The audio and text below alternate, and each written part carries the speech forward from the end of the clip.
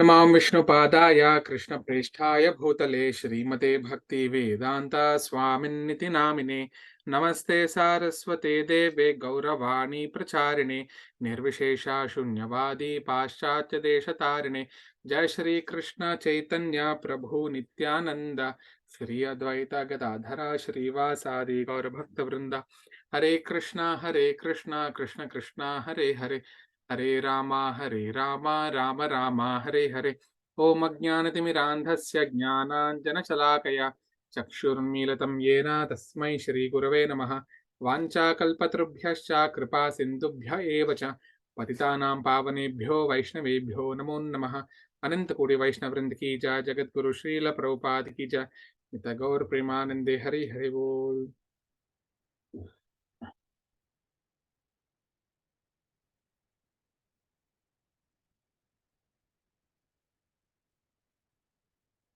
Can you all see my screen? Yes, Prabhu. Okay. This thing is first 5 minutes. We will read the introduction and then we will practice the shloka and then we'll have the class. That's the thing. Okay. Introduction. Om Ajnanatimirandhasya Jnananjanashalakaya Chakshurunmilitam Yena Tasmai Shri Gurave Namaha Shri Chaitanyamanobhishtam Sthapitam Yena Bhutale Swayam Rupaha Kada Mahyam Dadati Swapadantikam. Manu Prabhu, would you like to read the translations? Are you in a position to read? Yes, Guru. Yeah. I was born in darkness of ignorance. My spiritual master opened my eyes with the torchlight of knowledge. I offer my respectful obeisances unto him. One will Srila Rupa Goswami, who has established within the material world the mission to fulfill the desire of Lord Chaitanya, give me the shelter under his lotus feet. Vandeham Shri Guru Shri Yutapadakalam Shri Gurun Vaishnavamscha Shri Rupam Sagrajatam Sahagana Raghunathan Vitam Tam Sajivam Sadvaitam Savadhutam Parijana Sahitam Krishna Chaitanya Devam Shri Radha Krishna Padan Sahagana Lalita Shri Vishakhan Vitamscha. I offer my respectful obeisances unto the lotus feet of my spiritual master, unto all the Vaishnava devotees. I offer my respectful obeisances unto the lotus feet of Srila Rupa Goswami, along with his older brother, Sanatana Goswami, as well as Raghunath Dasa and Raghunath Bhatta, Gopala Bhatta, and Srila Jiva Goswami. I offer my respectful obeisances to Lord Krishna, Chaitanya, Lord Nityananda, along with Advaita Acharya, Gadadhar, Srivasa, and other associates. I offer my respectful obeisances to Srimati Radharani and Sri Krishna, along with their associates, Sri Lalita.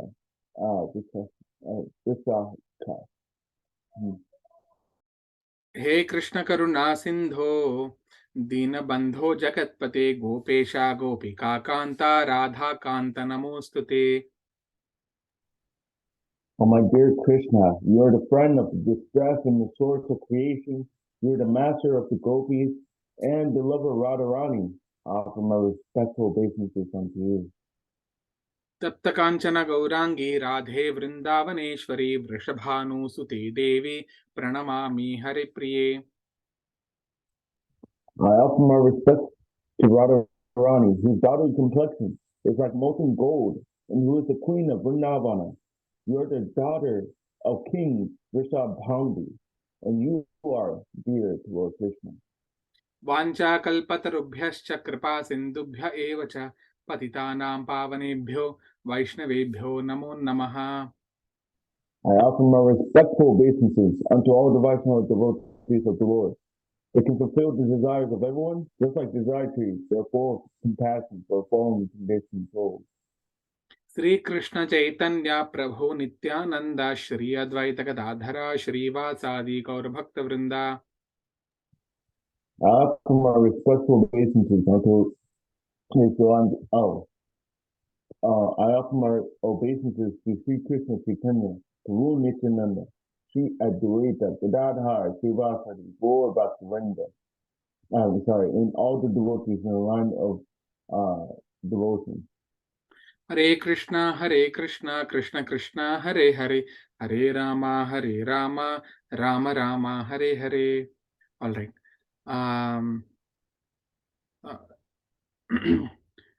Any other devotee who can read from here? We will read 2 pages every day of this introduction because this is around 35 or 40 pages, or 3 pages we can read. So we'll spend around 5 minutes to read it, and then we will continue with the verse. I can read it. Yeah, please go ahead. Hare Krishna, Prabhu. Hare Krishna. Bhagavad Gita is also known as Gita-Upanishad. It is the essence of Vedic knowledge and one of the most important Upanishads in Vedic literature. Of course, there are many commentaries in English on the Bhagavad Gita, and one may question the necessity for another one. This present edition can be explained in the following way. Recently, an American lady asked me to recommend an English translation of Bhagavad Gita. Of course, in America, there are so many editions of Bhagavad Gita available in English, but as far as I have seen, not only in America, but also in India, none of them can be strictly said to be authoritative because in almost every one of them, the commentator has expressed his own opinions without touching the spirit of Bhagavad Gita as it is. The spirit of Bhagavad Gita is mentioned in Bhagavad Gita itself. It is just like this.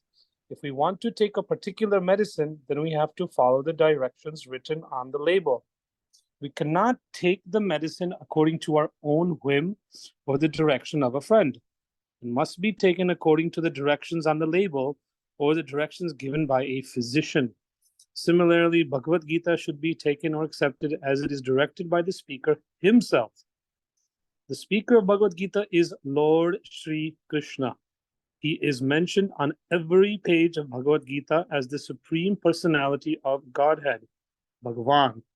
Of course, the word Bhagavan sometimes refers to any powerful person or any powerful demigod. And certainly here, Bhagavan designates Lord Sri Krishna as a great personality.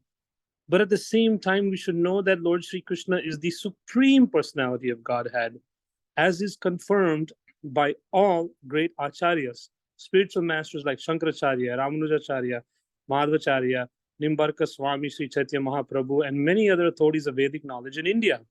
The Lord himself also establishes himself as a Supreme Personality of Godhead in the Bhagavad Gita. And he is accepted as such in the Brahma Samhita and all the Puranas, especially in Srimad Bhagavatam, known as the Bhagavad Purana, Krishnastu Bhagavan Swayam. Therefore, we should take Bhagavad Gita as it is directed by the personality of Godhead himself. In the 4th chapter of the Gita, 4.1-3, the Lord says, Imam Vivasvate Yogam Proktavan Aham Avyayam Vivasvan Manave Praha Manur Vakave Bravit Evam Parampara Praptam Imam Rajarsayo Vidusa Kale Neha Mahata Yogo Nashta Paran Tapa Sa Evayam Maya Tedya Yoga Prokta Puratana Bhaktoshi Me Saka Cheti Rahasyam He Tad Uttamam. Should I keep going, Prabhu, or no? Yeah, just go ahead with this one paragraph.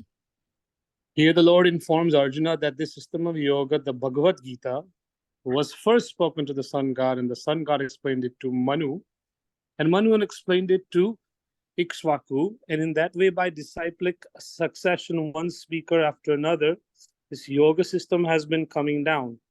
But in the course of time, it has become lost.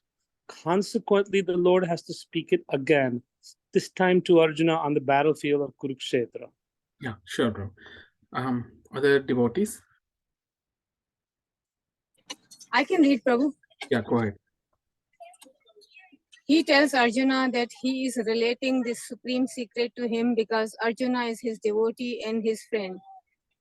The purport of this is that Bhagavad Gita is a treatise which is especially meant for the devotee, treatise basically, which is specially meant for the devotee of the Lord.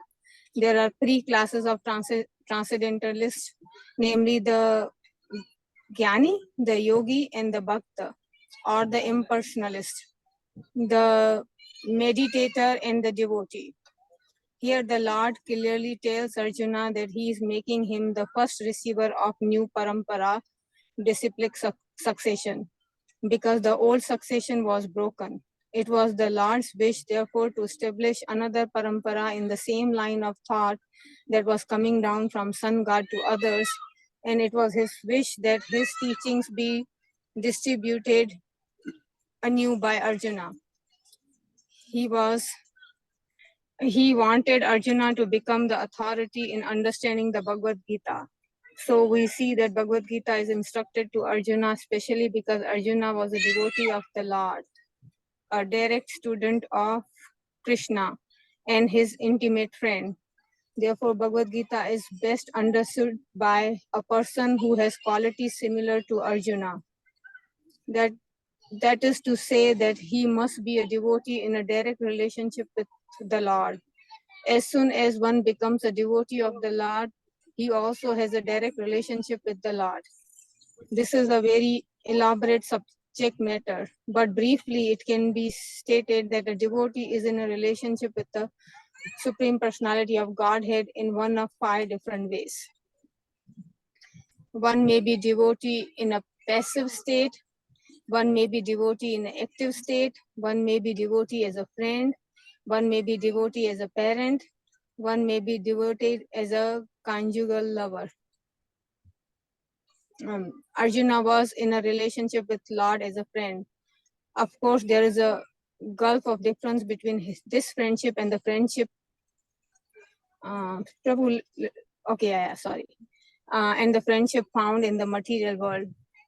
This is transcendental friendship, which cannot be had by everyone.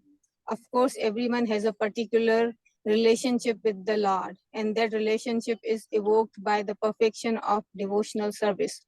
But in the present status of our life, not only have we forgotten the Supreme Lord, but we have forgotten our eternal relationship with the Lord. Every living being out of many, many billions and trillions of living beings has a particular relationship with the Lord eternally. That is called Swarupa. By the process of devotional service, one can revive the Swarupa, and the stage is called Swarupa Siddhi, perfection of one's constitutional position. So Arjuna was a devotee and he was in touch with Supreme Lord in friendship. Yeah, thank you, Mataji.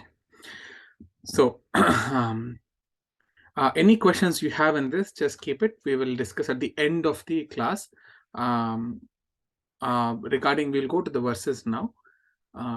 If you have any doubts in the verses, yeah, you can say. Regarding introduction, we just keep the questions, okay? Don't forget them. We will discuss at the end of the call, okay? So, what we will do is, once we finish, right, like every day, right now it's only one verse, so every one of you can recite. But every day, once we finish the first chapter, how it will be is, every day we will read one chapter. Okay, so it will hardly take 7 minutes or 8 minutes, or it takes 10 minutes maximum, depending on the size of the chapter or like that. So we can all recite.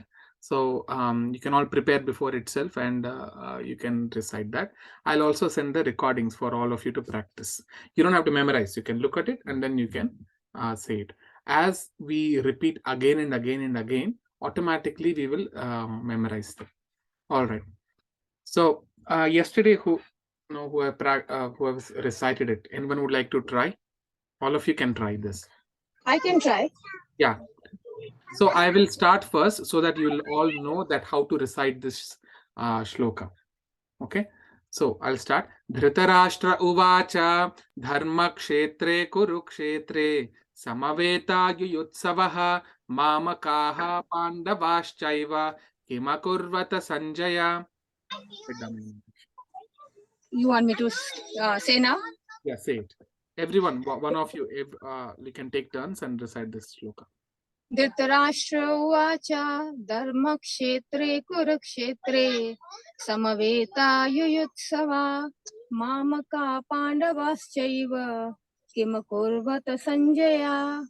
Very good. Go ahead, Prabhu. Dhritarashtra uvacha dharma sektre kuru sektre samavitya yuyutsamaha mama kama pandavastiva kimakurvata sanjaya. Very good, Prabhu. Very nice. Kranti Mataji. Oh, yeah, Soumya Mataji can go ahead. Dhritarashtra उवाच धर्मक्षेत्रे कुरुक्षेत्रे समवेतायुयुत्सवः मामकाः पाण्डवश्चैव किम् अकुर्वत Sanjay. Kranti Mataji. Dhritarashtra उवाच धर्मक्षेत्रे कुरुक्षेत्रे समवेतयुयुत्सवः ममका पाण्डवाश्चैव किम् अकुर्वत Sanjay. Very good. Kavita Mataji, are you in a position to recite? Yes, Prabhu. Yeah. Dhritarashtra uvacha dharmakshetre kurukshetre samaveta yutsava mamaka pandavakshaiva kim akurva. That question mark is Sanjay. Sanjaya. Sanjaya.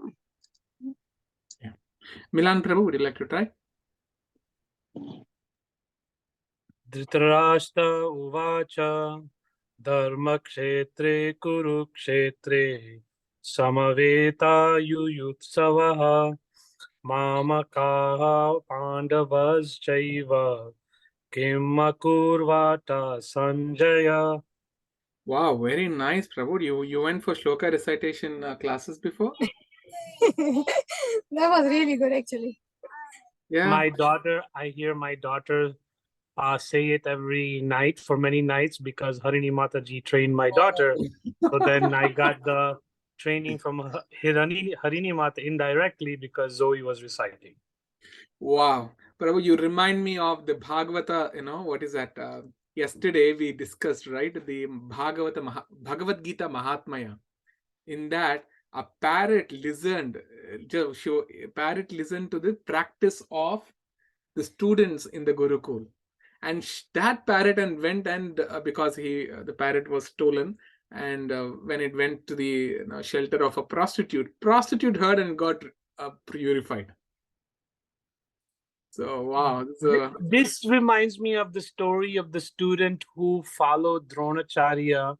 Dronacharya was giving shiksha to Arjuna and the Pandavas, but that student wanted to gain the training, but he was of low caste, and Dronacharya said, I will not train you, but he sacrificed his thumb and he gave it to Dronacharya because he was watching from the forest, right? I forgot the name of that character. Yeah, he's Ekalavya. Okay, Ekalavya's story is completely different.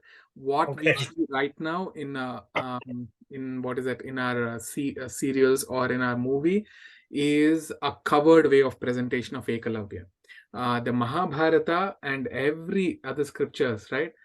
They do proclaim like Ekalavya is not a good person. Okay, since you brought it, I will quickly tell the reason. Dronacharya, right? He's a great personality. That's why his name is Acharya.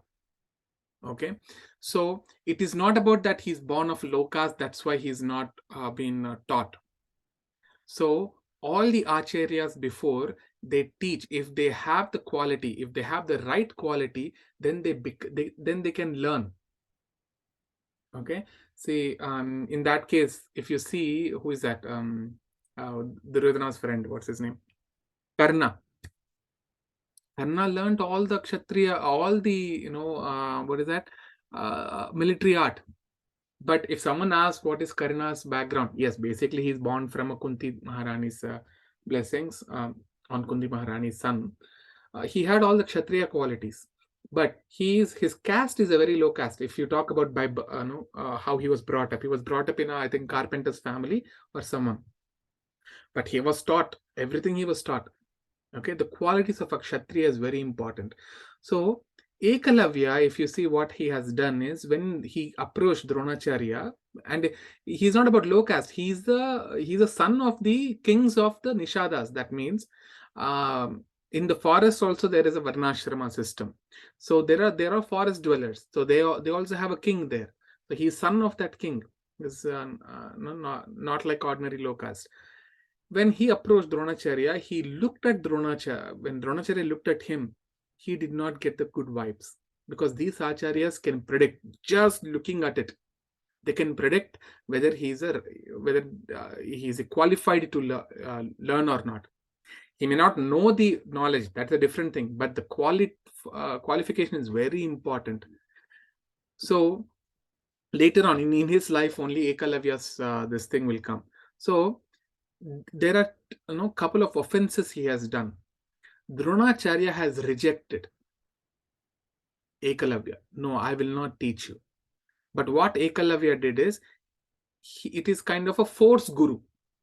You force guru, you're forcing a guru to become your spiritual master. That's one of the biggest offense.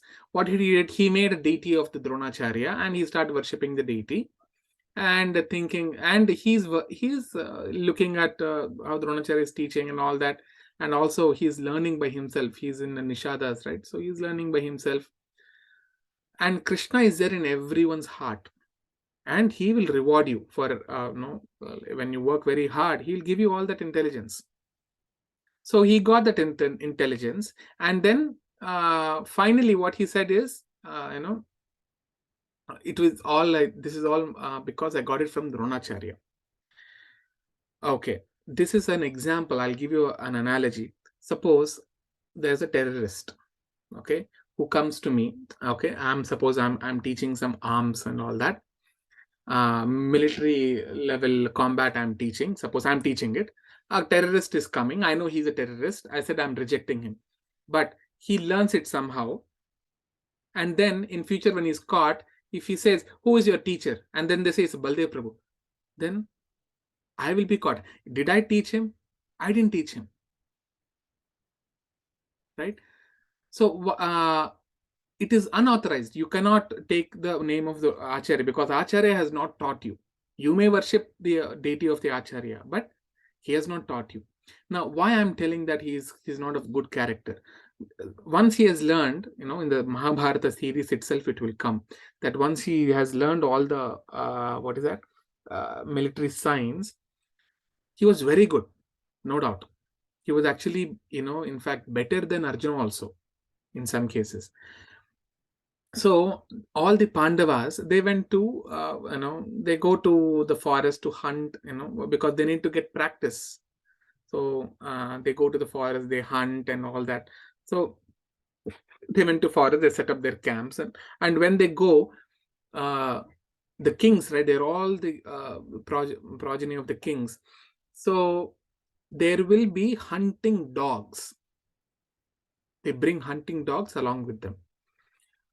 Because in case if there is any ferocious animal attacking, and they're all children, right? So they're not yet fully trained. So if the guru is elsewhere and then maybe an animal comes, lion comes and trying to attack, these hunting dogs will protect them. So they bring large quantity, many hunting dogs with them whenever they go for hunting in the forest. So one day, Arjuna is getting training from the Dronacharya, and you see the quality of Arjuna. He will learn everything from the spiritual master, Dronacharya, and he practices it.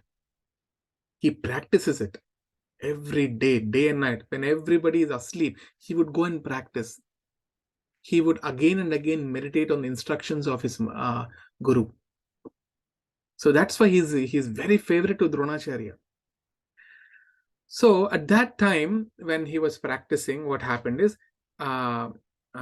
this dog, hunting dog, it was going around and it found Ekalavya. And looking at Ekalavya, he was not like, he looked very weird, very ferocious. In movies, it is seen that, oh, very nice, formish scene. No, he looked like a demon.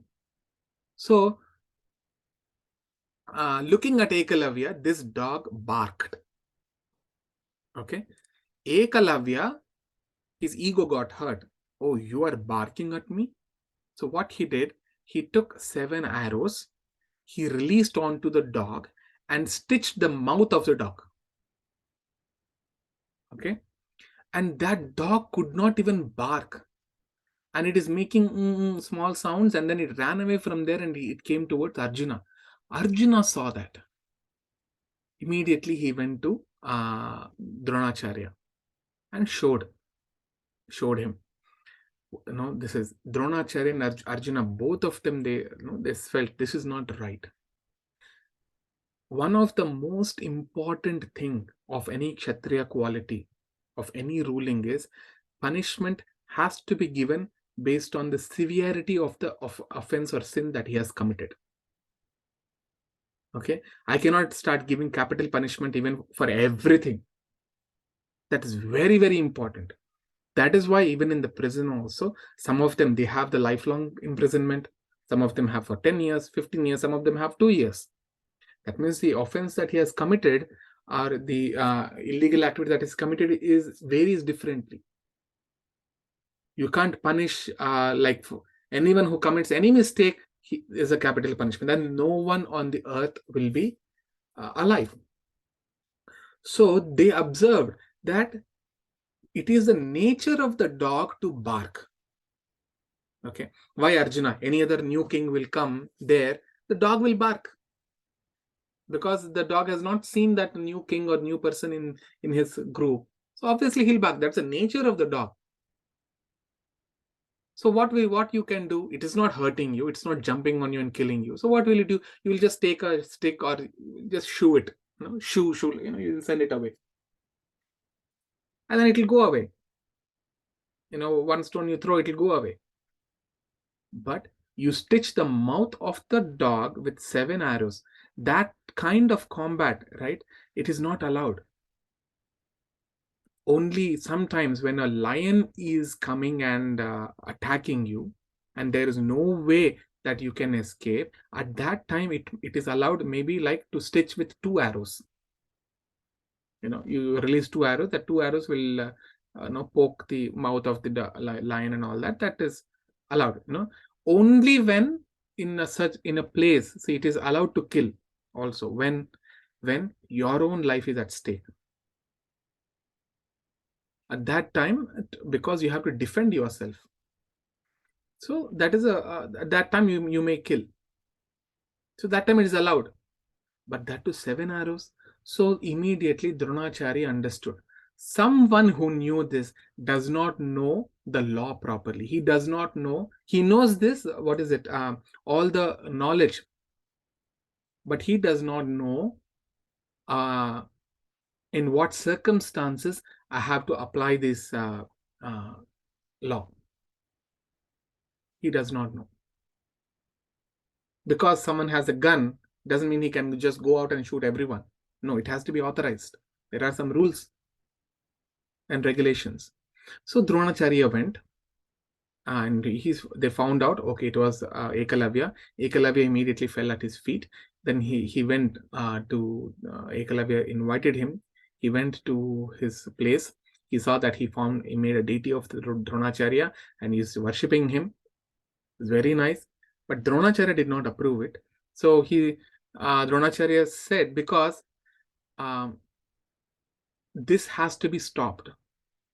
Otherwise, he will start using all this knowledge, whatever he learned, unauthorizedly. He will misuse it. So that means what? When you misuse that knowledge, you become more sinful. See, for example, there are aggressors. Okay, there are 6 types of aggressors which are mentioned in the Vedas. If you kill them, there is no sin that is incurred. If you don't kill them, then the sin is incurred on you. On you means the king. The king has to make sure that the 6 types of aggressors are killed. Those are someone who abducts a wife, kidnaps a wife, someone who burns their house, someone, like there are the 6 aggressors are there. So it doesn't mean that the king, when the king punishes him, gives the capital punishment to that aggressor, he becomes sinful. No. In fact, he protects. Okay. Similarly, here in this with Dronacharya, he found, okay, if this boy is allowed to practice more and more and more of this, weaponry, or like, the combat, he will become more and more sinful. That's why he said, okay, you are saying that I'm your guru, right? I'm asking for a guru dakshina. What do you want? He asked. He said, give me my thumb. Because thumb is the most important. Without the thumb, you cannot shoot arrows. So then immediately he cut it and give it. It is a mercy on Ekalavya, because it makes him stop, commit any sins. So that is why in our Veda, in our Puranas, if you see, we don't say shapa, we don't say curse. We say shapa anugraham. This is the word. Anugraha means mercy. Because of the curse that he gives on that person, it stops that person from doing any further sinful activities. Any shapa anugraha you see, curses I'm talking about, the curses given by all the sages or demigods and all that, it stops them, whoever that person or a demon, it stops them from doing further, abominable sins. So actually, that is why, Dronacharya took it, because as I mentioned, he did not even teach anything. And he is like, like a terrorist. Why I'm saying that is, when the Kurukshetra Yuddha happened, right, he was going behind, what's his name? Jarasandha, not Jarasandha. What's his name? Shakuni. Yeah. It's mentioned in Mahabharata that he was still going behind Shakuni and, fighting against the Pandavas. Illegally, he was hiding and fighting. You can't hide and fight. So that's why the acharyas have already seen him, what kind of a person he is. See, if Dronacharya is really worried, about his life, about his, this thing, then he cannot even teach to, he should not have taught to, who is that? Son of Drupada, Drishtadyumna. Why? Because Drupada, he made a sacrifice. Okay, he conducted a sacrifice for what? To get a boon. 2 boons. One boon is to get a child who can kill Dronacharya, and another child who can marry to Arjuna. So that's why Draupadi was born and Drishtadyumna was born. So Drishtadyumna, when he was born, he was given to Dronacharya. Drupada himself gave his son to Dronacharya for all the military level combat training. Dronacharya, he very well knew that this boy who is coming to me to learn this, in future, he will use it against me to kill me. If he's so partial, then Dronacharya should not actually teach him. Okay, so this is a quality of a Brahmana. They are very liberal. They only see whether he has the quality, is the right qualities he has to fight. So, Prabhu, wait. I'm sorry to interrupt you. This Eklavya,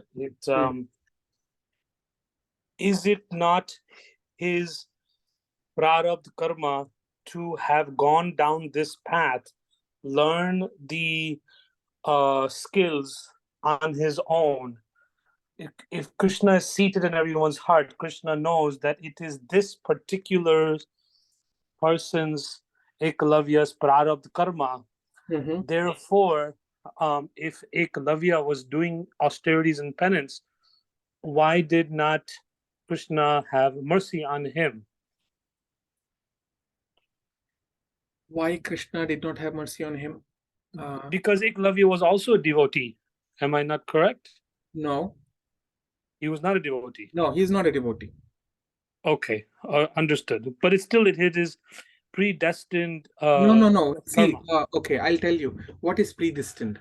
Predestined is prarabdha karma is basically it will tell you that in this life, this is what this is how much the happiness you will go through. This is how much the distress you will go through. Okay, it doesn't matter what choices you take. Okay, if it is not written that Ekalavya will lose his thumb. This karma is very intrinsic. I mean, why I'm saying that is, suppose we have the Google map. This is a very good explanation I was given. We have the Google map, right? So from your house, you put a Google map to my house to drive. It will show you one direction. But you don't take the direction, you go in the opposite direction. You go very far away. Then it will show you some other direction, right? So what is that? So based on your choices, your path differs. Okay, so it is not like say for example, Krishna, when there was a whole Kurukshetra Yuddha was happening and all that. When Draupadi was getting insulted in the court, the others were there. The elders were there. Dronacharya, Bhishma, everyone were there. They could have stopped. They had that, but they couldn't speak. So because of that, they die in the battle. Now there was Duryodhana's son, one brother. His name is Vikarna.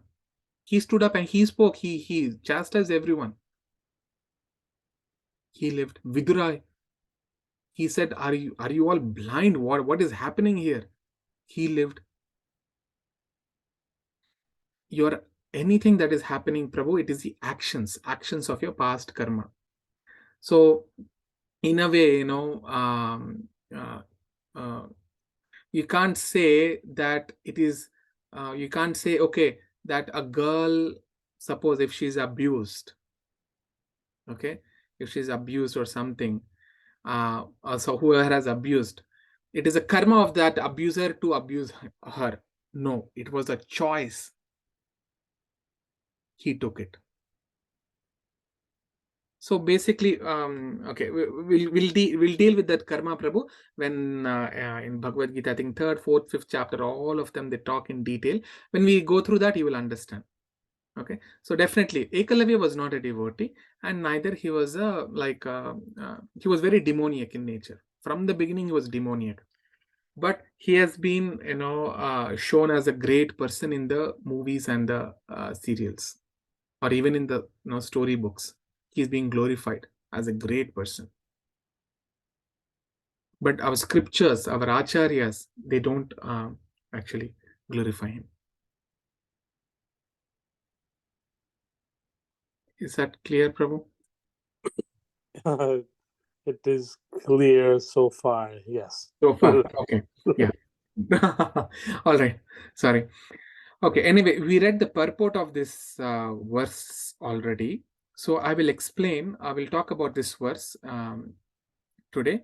And then tomorrow we'll go to the 2nd and 3rd verse. Every day, I think I want to complete two verses. Small verses I will complete.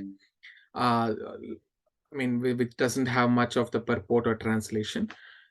I'll complete every day two verses. Okay, now, okay, just give me a moment.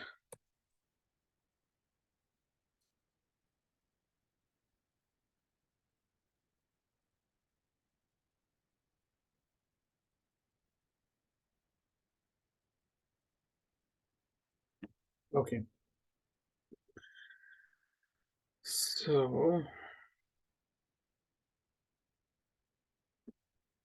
okay.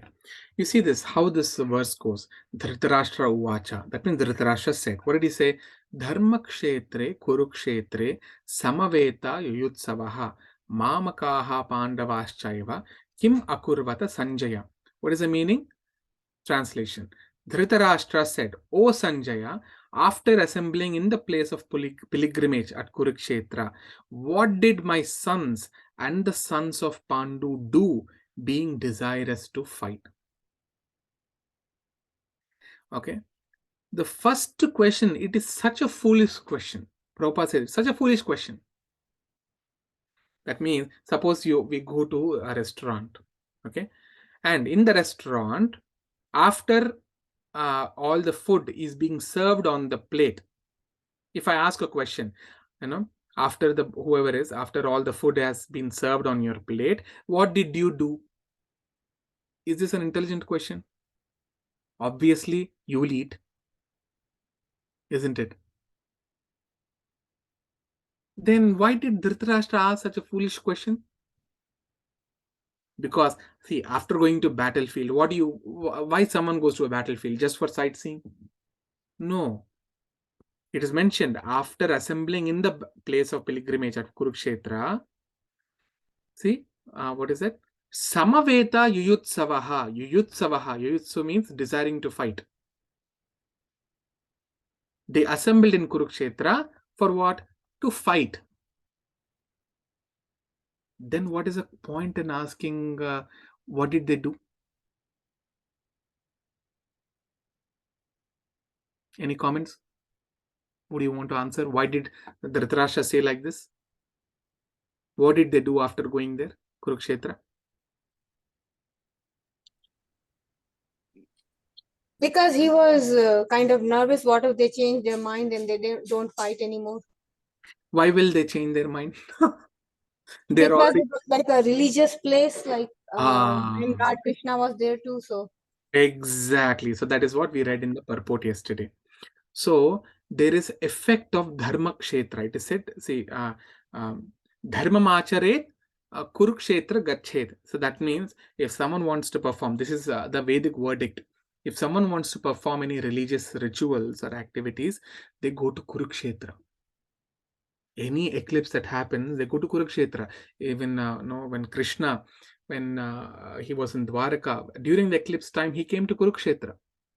Everyone used to assemble there. So dharmam achare Kurukshetra gachet. So they go there. Now, because it's a dharma kshetra means place of pilgrimage. There is an influence of place of pilgrimage on a person. Okay, some influence will be there. So Prabhupada gives an example how in a church, when they go to church and then they confess, I've done so and so mistake, they confess, right? So he was very envious. He was Dhritarashtra is very envious. So he was envious that this kingdom should be given to his sons. And Dhritarashtra and Pandavas, like Pandu and Dhritarashtra, they are brothers. Okay, Dhritarashtra is the eldest person, and then the second was Pandu Maharaj, third was Vidura. Okay, so Vidura, all were born from Vyasadeva only. You see, Vyasadeva is their biological father actually. Legal father is Vichitravirya, and who comes in the line of Kuru dynasty. Okay, so both are brothers, but he kept the enviousness. So can anyone explain what do you mean by envy or jealousy?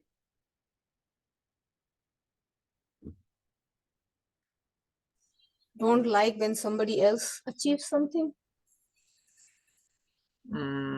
Okay, can you expand why you don't? Okay, you don't like. Okay, Or maybe you want to have the best of everything. Okay, that was right. All right. You don't like when you don't have and somebody else have it. Okay. Okay. So here is a definition that Prabhupada gives. Jealousy means actually you are the rightful owner of something. Okay, you are the rightful owner of that. but I won't allow you to take it. That is jealousy.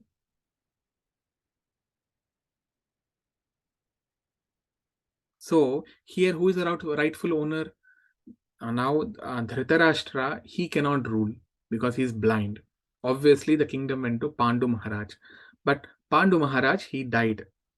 Okay, and when he died, his children, children were there. Everyone were younger. They're not still mature enough to rule. And both Dhritarashtra and Pandu Maharaj, when they gave birth, who was the eldest? Eldest was Yudhishthira. So the kingdom should go to the Yudhishthira Maharaj.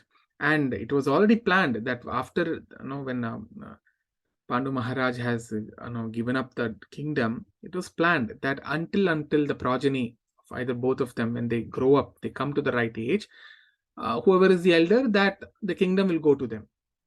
So actually, the rightful owner of entire kingdom is actually who? Pandavas. That, at least I should say, Yudhishthira. Okay, but Dhritarashtra, he did not wanted it.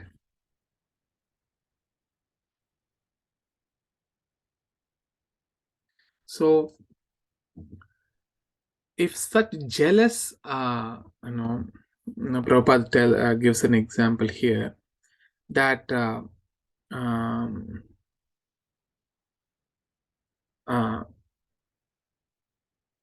everyone, okay. So here it is a birthright. Okay, Yudhishthira's birthright is to take the kingdom. That is understood. So what is birthright? Actually, the birthright is that everyone has got the right to live under the protection of the government. That is a good government. So government should give security of the life and property, not only for a human being, but even for ant. Not that I give only protection to my brother and not to others, or I give protection only to my sons and not to other sons. So that is not the right protection. So Parikshit Maharaj, he was giving what? Protection to who else? Even to animals. So in Srimad Bhagavatam, it comes that there was one man who comes to kill a cow. Kali Maharaj, Kali Dev comes. So immediately, Parikshit Maharaj takes a sword and he goes to him and tries to chastise him. So this is the good government. Unless the government is equal to everyone, just like how the God is equal to everyone, there cannot be peace in the society. And the government, it is it's mentioned in the Vedas that the king or the government is actually a representative of the God. That's why he is offered as good as respect to the Supreme Personality of Godhead. That's why king is called Naradeva, God in the human form. Why is given that much respect? Because he acts as the representative of the Supreme Lord. And when you act, he cannot be jealous to any living entity, at least those who are born in his own kingdom. See, between the kingdoms, there's a nature of the human being. You can be envious, jealous or something. But within your kingdom, you cannot be jealous. You have to be equal to every entity, living entity. And that's why that's called Praja. Raja and Praja. Praja means one who has taken birth. Or nationality or citizen. So formerly, when there was a fight between two kings, it is on the principle that who is going to give good protection to the citizens, not for the personal profit. So here what it is it a dharma yuddha? No. In a sense, actually, if you want to say, Dhritarashtra should have given the kingdom to Yudhishthira, but he did not. That's why it became Dharma Yuddha. Otherwise, there is no point of Dharma Yuddha at all.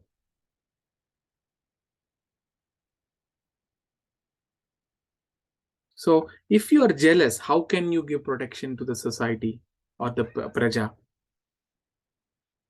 So, Prabhupada explains, nowadays, even the politicians, everyone are jealous. So, that's why they cannot give proper protection to the citizens. They are simply interested in with their party politics. They have no time even to think how to give nice protection to the citizens so that they will feel happy. When there is a government, that means there is no cause of anxiety. That is the good government. There will be sufficient food, sufficient protection, sufficient opulence, everything will be sufficient. That is good government. And here, Dhritarashtra is jealous. So definitely, he cannot give any good governance. And Krishna knew it. And that's why Krishna sent a messenger also, Akrura. Before the battle of Kurukshetra, he sent his uncle Akrura. Just go to Hastinapur and just see what's the situation. And Akrura understood everything, that Dhritarashtra is planning something. And he told, no, why are you implicated in such planning? Krishna doesn't want it.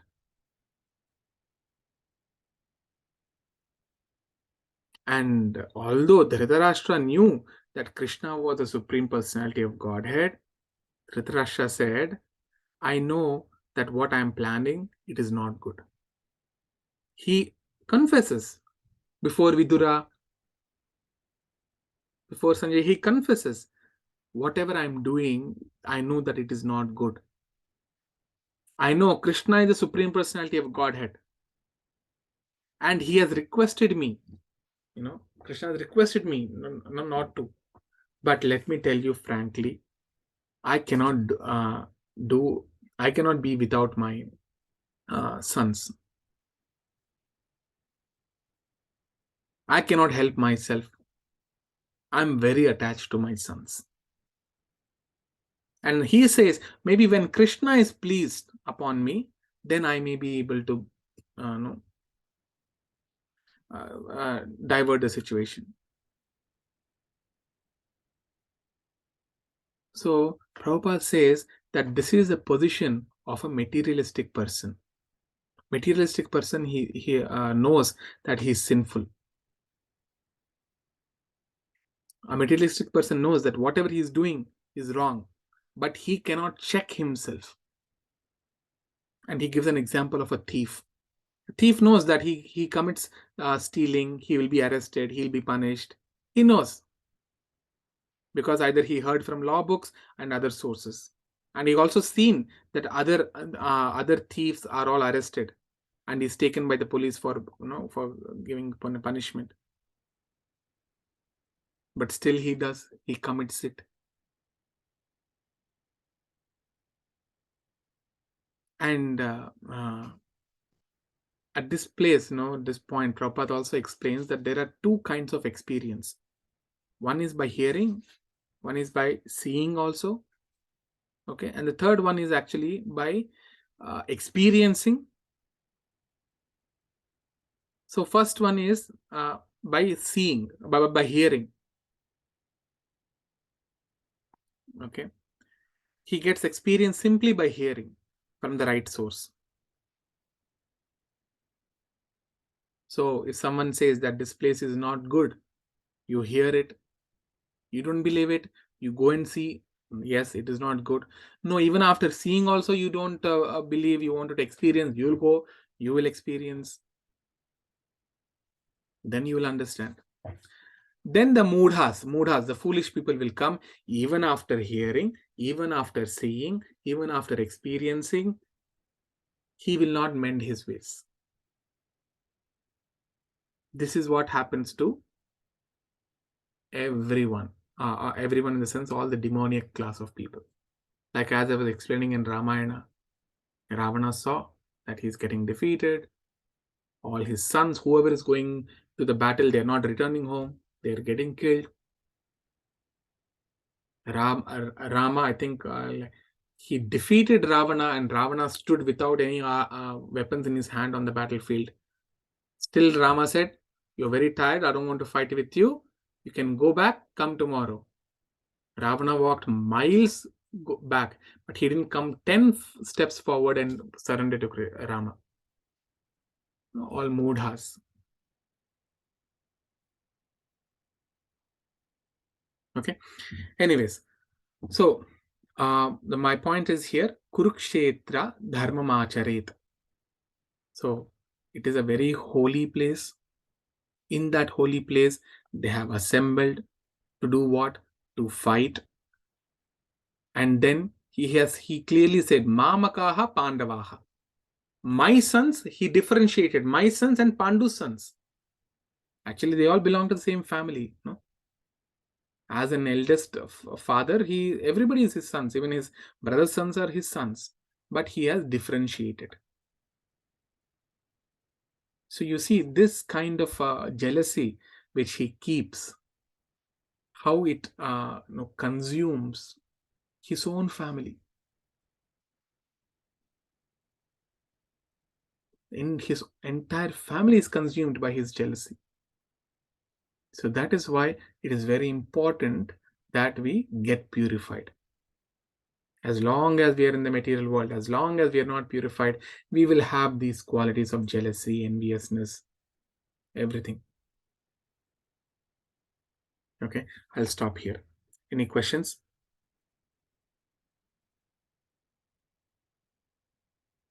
Prabhu, I have one question. Yes, Prabhu. So you say that jealousy is not letting somebody take what is rightfully theirs. That is physically, or that is also emotionally and mentally? So first it starts mentally. And enviousness, basically jealousy is kind of a passive state, and enviousness is active state. You physically stop them to do it. I thought it was the reverse. Envious is the passive state and jealousy is the active. No. Enviousness is higher than jealousy. Okay. Yeah. But both are the same according to scripture. Yeah. Both are the same. So you see, suppose you may not actively do it, but still you can keep it in your heart, and sometimes it comes out also. For example, so suppose a person is very jealous of some other person, okay, and person A and B. Suppose I am there, okay. I'm jealous of someone, okay. He comes to meet me or something, or he passes by. I may not actively do anything to harm him, but when he comes to meet me or talk to me, I may not talk properly because of the jealousy and this thing, which I might have it in the heart. It manifests. I'm telling, it doesn't mean that I have it. I don't want to put on any other person, so I'm just putting on myself. So when you keep the jealousy for a long time, what happens? It manifests also, because it will keep burning. That jealousy will keep burning. And that is why this Bhagavad Gita will teach you what to do in that certain cases. Then you understand. See, he is enjoying because he has done but so and so karma. He is enjoying.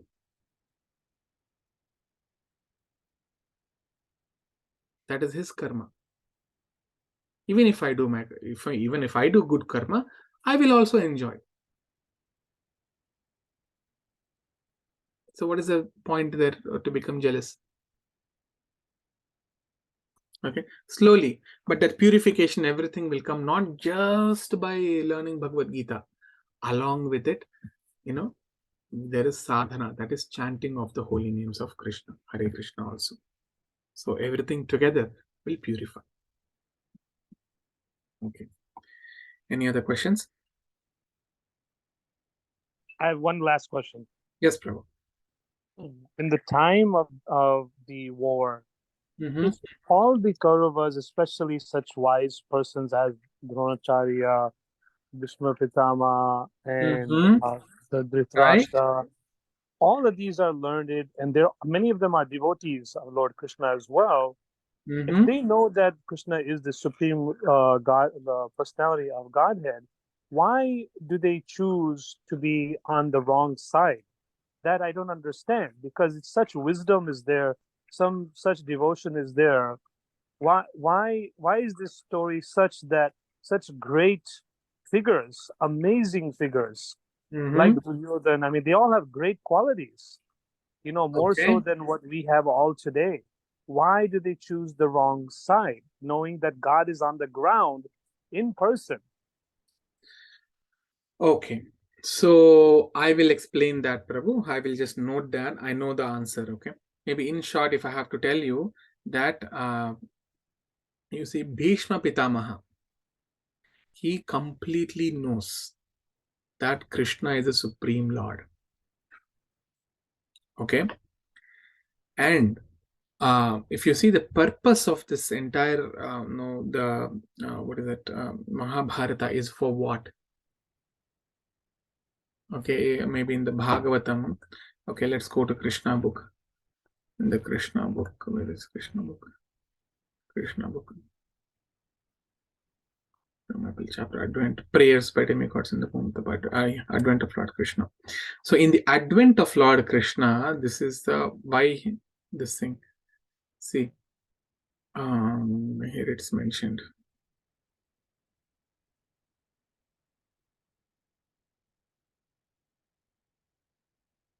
See, once, okay, starting with the first word. Once the world was overburdened by the unnecessary defense force of different kings who were actually demons, but were posing themselves as a royal order. At that time, what Mother Earth, she took the form of a cow and she presented herself before Brahma with tears. And then Lord Brahma, along with Bhuma Devi and other demigods, they went to Vishnu, to Kshirodakashai planet. And there, they all said, like, the earth is burdened by these kinds of people. Then Vishnu said, don't worry, I will come and I'll take part in this. I'll make sure that to wipe away all the weeds from the face of the earth. So all the kings who joined on the Duryodhana's side, they were very demoniac in nature. Okay, very demoniac in nature.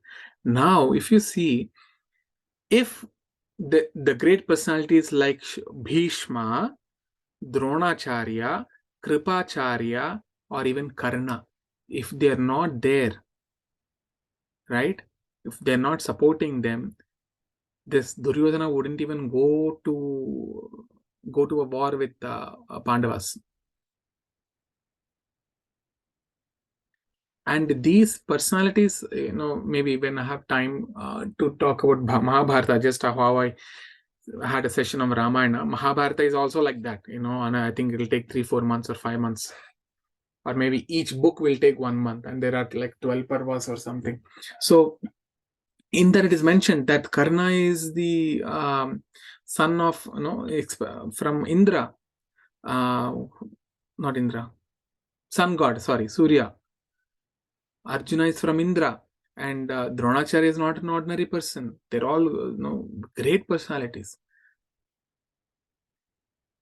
So the war has to happen so that all of them will be wiped out, to clean them. So that's why the Lord sometimes sets some of his devotees in the opposite camp, so that he will be encouraged to fight.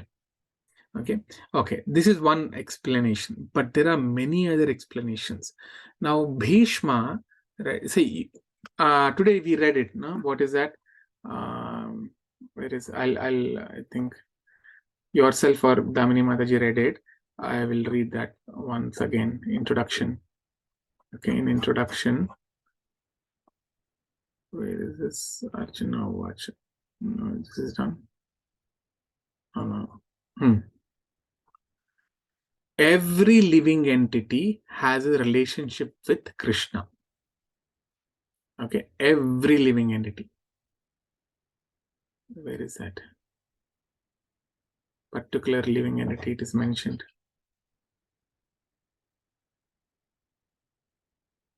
See, of course, everyone has a particular relationship with the Lord.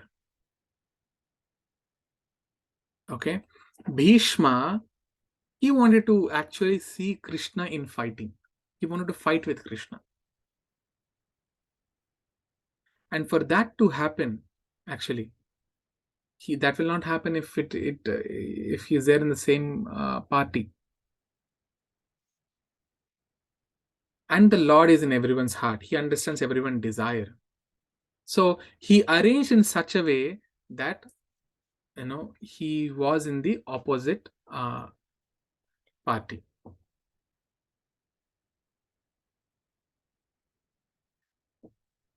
Okay, and there are many other explanations. Maybe I'll talk about that later. These two are, at least I know, there are many others. And for a devotee, it doesn't matter whether he is in the same party of Krishna or whether in the opposite party of Krishna. Every time he'll be serving Krishna. Okay, that service can be even be see, suppose when a child fights with a parent, with his father or something, it actually gives pleasure to the father. Oh, how nicely you're fighting. That's also one kind of pleasure. He feels happy. Not sure if it is there now, but previously when all the fighting used to happen through different weapons or by the fist, right? So if the father is the guru of that fighting club, and when he sees his son is fighting very nicely, maybe hurting him, still he feels happy. So that is also one kind of a relationship between the Lord and the devotees. Yeah, is it clear, Prabhu? At least for this extent.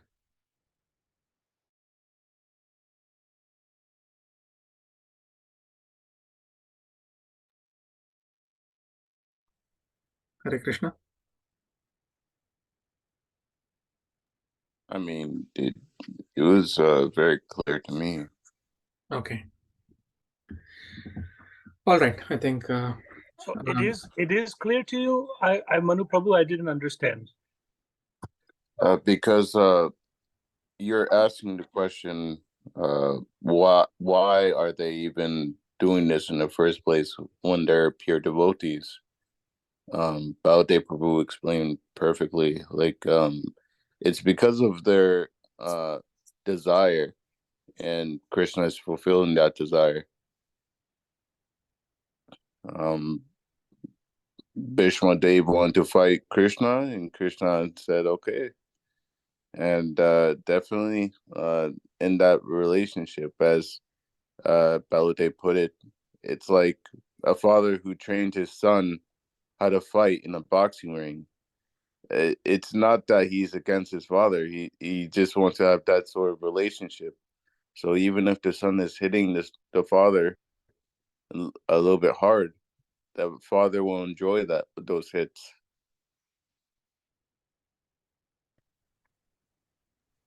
Yes, there is a good example, but a complex example. That I know if Zoe hits me, I'll let her hit me for sure. She jumps on top of me and puts her feet on my face. But I still tell her to stop because I don't want to get hurt myself. So I understand this. Yes. Okay. All right. Okay, Prabhu, I think we can stop here. We'll chant Hare Krishna mantra. I think I want to even introduce one round of chanting because that's most important in this Kali Yuga. Next, tomorrow onwards, we'll have one round of chanting also. Okay. Hare Krishna, Krishna Krishna, Hare Hare, Hare Rama, Rama Rama, Hare Hare, Hare Krishna, Krishna Krishna, Hare Hare, Hare Rama, Rama Rama, Hare Hare, Hare Krishna, Krishna Krishna, Hare Hare, Hare Rama, Rama, Hare Hare. Hare Krishna. Thanks for joining. Jai Shri Hare Krishna. Thank you, Jai Prabhu. Looking forward to the next ones. Jai Shri Prabhupada. Jai.